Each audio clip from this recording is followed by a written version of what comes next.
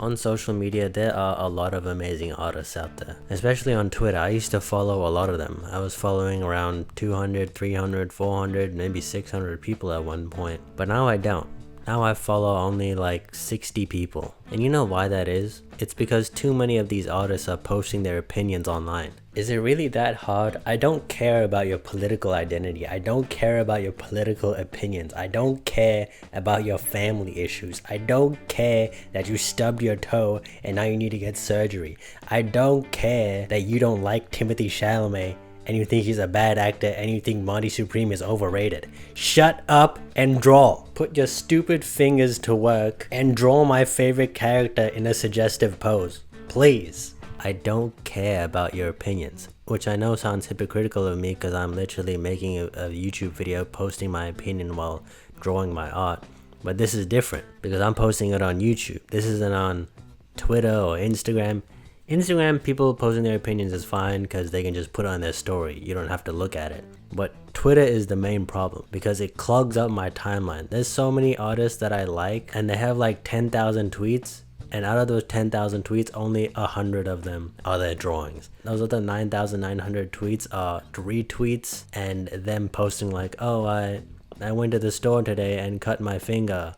Oopsie daisy. And I know that's what Twitter is basically made for. It's a text-based social media thing, and like you're supposed to retweet. That's the main function of this app. But man, I hate it. I hate it when an artist I like retweets something, because the stuff they retweet is stuff I don't want to see.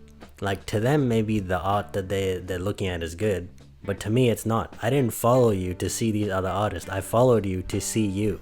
And so a couple of years ago, I decided to clean my entire following list because it was getting out of hand. I was getting so many weird artworks on my timeline. I'm like, why am I getting these weird fetishes on here? I don't want to see this anime girl getting dicked down by a horse. Has anyone seen that artist that like they do this bestiality stuff? But it pisses me off because their artwork is like, their art style is so good, but they decided to do bestiality stuff. God damn. Anyways, I'm getting off track. My follower list now comprises of artists that I really like and don't talk that much. They just post their artworks and that's it. And then maybe once a year, once every 6 months, they'll have a text post where they'll say something.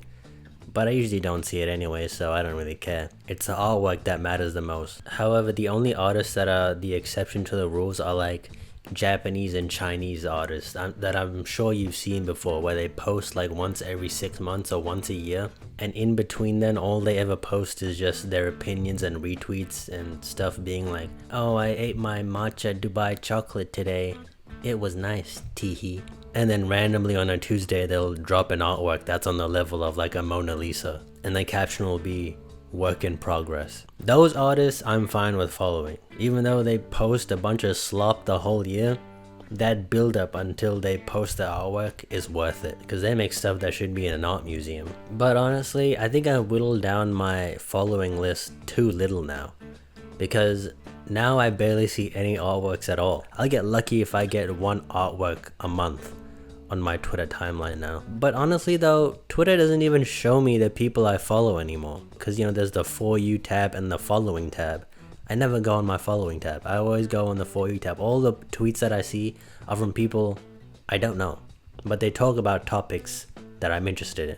Actually, now that I think about it, is it even like worth it to post your artworks on Twitter? I know sometimes you can get viral, but like, Twitter is such a text-based app. You're supposed to read stuff, and it's not like Instagram where the main thing is the photo, or Pinterest where the main thing is the photo. It's all about what people are saying. Why do I even post on Twitter anymore? Should I just give up? No, of course I'm not going to give up. That's a loser's way of thinking. I'm going to struggle until the end, even if it results in nothing. Actually, instead of me finding some artists, even though I will do that on my own anyways, tell me some artists that you know of, that like, you know, are really good at drawing, and they don't post their opinions as much or retweet that often. They're just purely portfolio based. I need more people like that in my life. I need inspiration. And you know what? I don't think I'm hypocritical at all, because even though I post my opinions here on YouTube, nobody sees this. But on Twitter and on Instagram, it's just, I'm silent. You know, I practice what I preach. I don't post my opinions. I don't retweet stuff, besides maybe I retweeted one thing like a year or 2 years ago, but nowadays I just post the artwork and that's it. And those are the kind of people I like the most. Now, I'm not saying every artist has to do this, you know, I'm not your dad, you can do whatever you want. It's just, that's the kind of people I like to follow. And if you start posting some bullshit about, like, I don't know, about how you went to Starbucks or some coffee shop and they got your order wrong, and now you're mad, I'm gonna unfollow you. You do that enough times, you're gone. So yeah, be warned, artists, you might get unfollowed by me. I bet you're shaking in your boots now. But yeah, that is all. Goodbye.